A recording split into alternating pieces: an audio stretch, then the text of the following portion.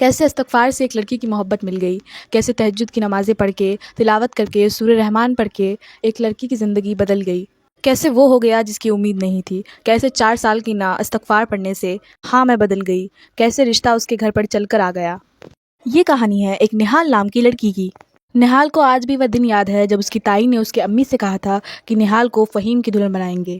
اس وقت نہال تقریباً 12 سال کی تھی اور فہیم 17 کا۔ نہال کی 2 بڑی بہن تھی جس کا نام اسما اور عفت تھا، اور 2 بھائی فیاض اور شہریار تھے۔ اسما کی شادی اسی سال ہوئی تھی اور فیاض باہر ملک میں سیٹل ہوا تھا۔ اب نہال 20 سال کی ہو گئی تھی۔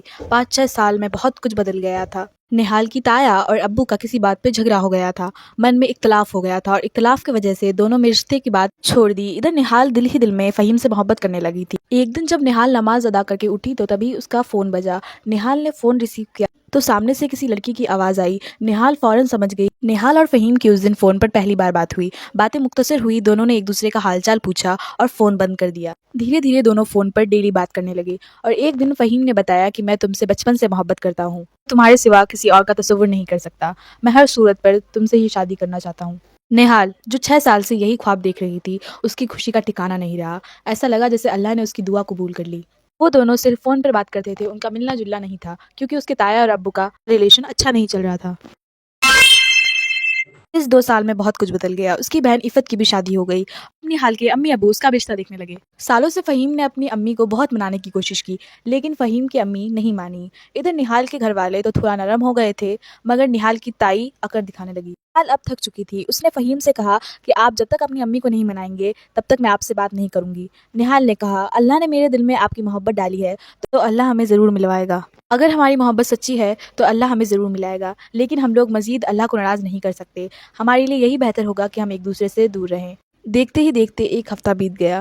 دونوں کا دل تو بہت کرتا تھا ایک دوسرے سے بات کرنے کا، لیکن وہ دونوں اپنے دل کو سمجھاتے کہ یہ غلط ہے۔ ایک دن جب نہال اپنا فون دیکھ رہی تھی، تبھی اچانک ایک نوٹیفیکیشن آتا ہے جس پہ لکھا تھا، کیسے استغفار اور تہجد پڑھنے سے ایک لڑکی کی محبت مل گئی۔ نہال کو لگا جیسے یہ ویڈیو اسی کے لیے ہے۔ تبھی اس نے ٹھان لیا کہ اللہ چاہے تو کچھ بھی کر سکتا ہے، یہ ناممکن کو بھی ممکن کر سکتا ہے۔ اب نہال نے خود کو بدل لیا۔ نمازیں تو ہمیشہ سے ہی پڑھتی تھی، اب وہ تہجد کی بھی نمازیں پڑھنے لگی، سورہ رحمان روزانہ 11 بار پڑھنے لگی، استغفار 1000 بار پڑھنے لگی، اور دعاؤں میں اپنے اللہ سے اپنی محبت مانگنے لگی۔ دھیرے دھیرے وقت بیتا گیا اور نہال کی دعائیں اثر کرنے لگی۔ اس کا صبر اور اس کا اللہ پہ اعتبار کبھی نہیں ٹوٹا۔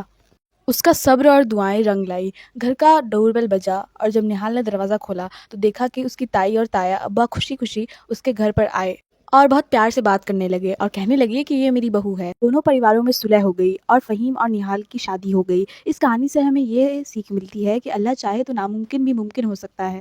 استغفار ہمیں اللہ کی رحمت کے قریب لے جاتا ہے، حالانکہ جب اللہ راضی ہوتا ہے تبھی ہماری زندگی میں خوشیاں آتی ہیں۔ اگر آپ کو یہ ویڈیو پسند آئی ہو تو سبسکرائب کریں اور دوسرے تک شیئر کریں، اور استغفار کو ضرور اپنائیے۔